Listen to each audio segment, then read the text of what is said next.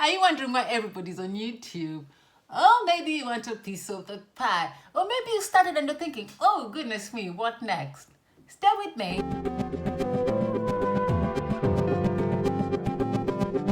I'm Nicole Handsome, and thank you so much for being here. If it's your first time, please do subscribe. Expect 3 videos weekly. Mondays, Wednesdays, and Fridays. So turn on that notification, you don't want to miss out, right?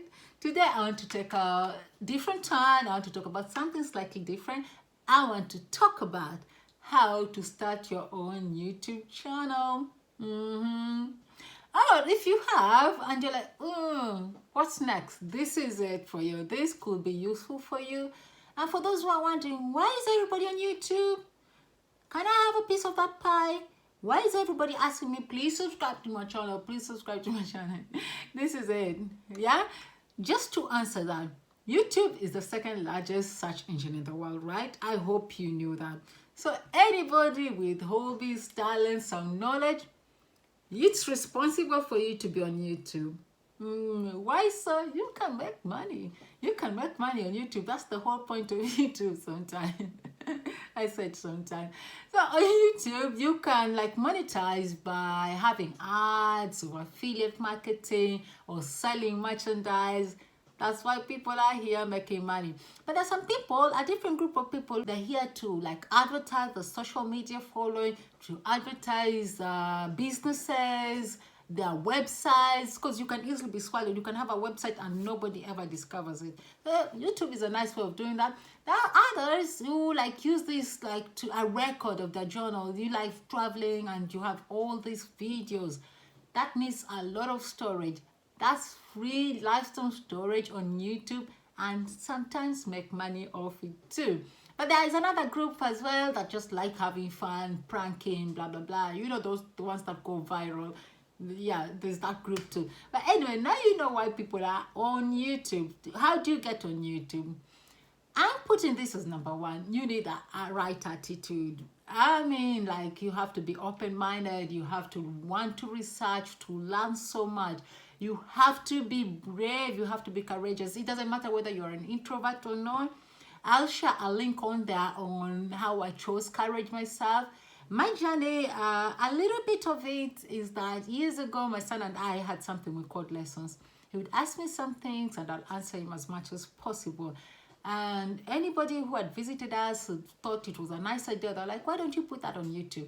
Let's say, for instance, if my son asked me, oh, what's car insurance? I explained to him what that is, because I know I never had somebody to teach me those things. So I would teach him. He had come off being read for before bed, and he would like find a reason to go to bed really late. So he just ask all these questions and keep on asking. So we call them lessons. And back then, if you had told me to be on YouTube about it, I'm like, what? What are you talking about? You see, I didn't think I could ever do it. I was so scared of trolls. I was so scared of so many things. And then there was all that learning on how does YouTube work. There was all that going through my mind. So I ended up being paralyzed by my analysis. Yeah, you remember paralysis by analysis? So I'm hoping from this video you learn from a mistake and don't make them. I'm hoping to have your learning curve, right? So let's get on with it. You have, after you've checked your attitude, you have the right attitude, you've decided to be courageous and everything, you know you want to learn so much. Number 2, research on your chosen niche. Yeah, get to know your niche so much. Get to know everything you know to know about it. Then get to choose an audience. Sometimes you might not be able to do that straight away. You might not know what kind of audience you're after.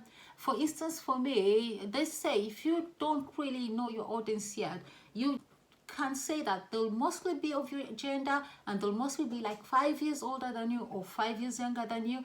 That's what you work with. But it doesn't always apply. If I decided to do cartoons, I know definitely I'm targeting children. So you have to not stress too much on that.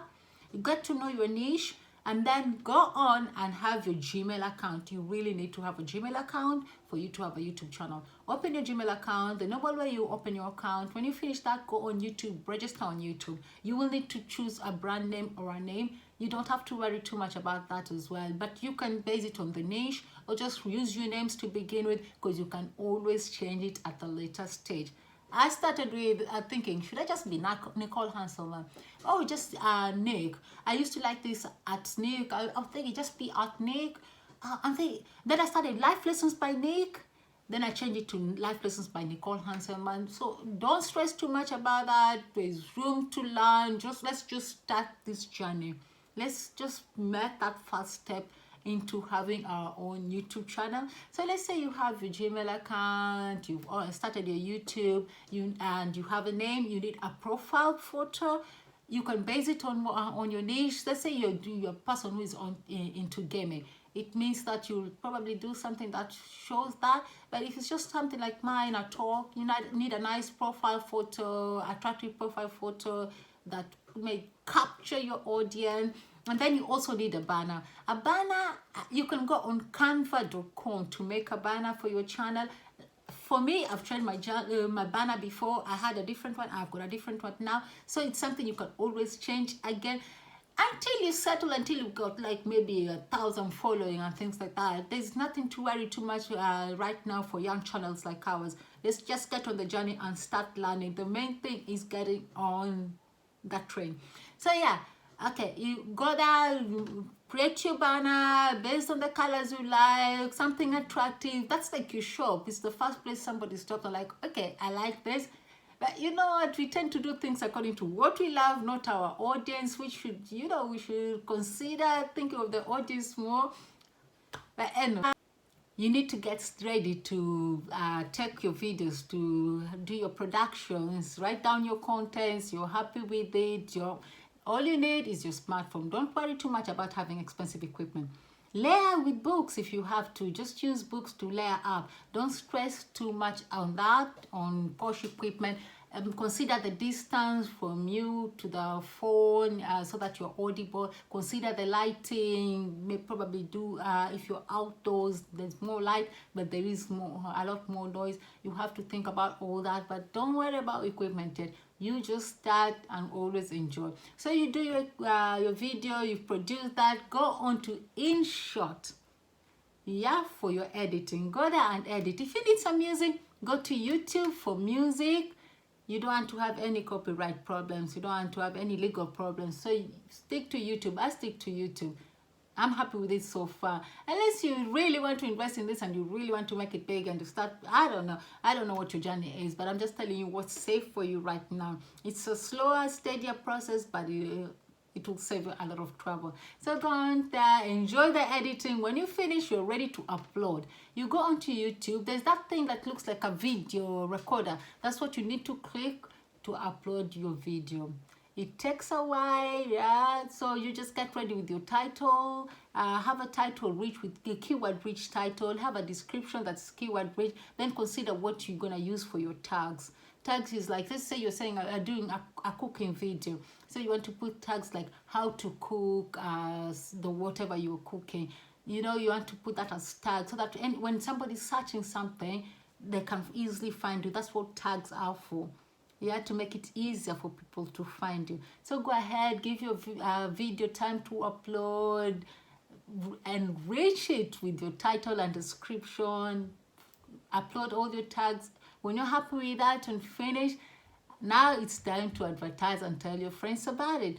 Tell your friends, make sure you tell them to subscribe. Some of them, if you don't tell them, they won't. And from there, I tell them to tell the friends too. That's the way to grow organically. Then hopefully from there, people will discover you. People will just bump into you, and that's what you need. But for now, you depend on those friends to start with. Have something catchy to share on your social media platform to make your friends be interested. When you tell your friends to subscribe, remember to tell them to watch too. They need to watch at least for a minute or so. But if they subscribe without watching, you're in for trouble. That's what I did. You don't need that. You don't want that. The other mistake you want to avoid is the sub for sub. I think it's also against the YouTube policy. So make sure when you do sub for sub, you know the risk you're taking. Know that they might unsubscribe after. So you're just subscribing to them, but they might not be your permanent subscriber. They might not even watch your video at all. So you don't really need them. be wary of that. So you're ready to go, you're ready to enjoy the journey. Later on, we'll talk about end screens, we'll talk about adding cards, and we'll discuss any questions that you ask on the next video. Otherwise, that's it for today. Thank you and bye.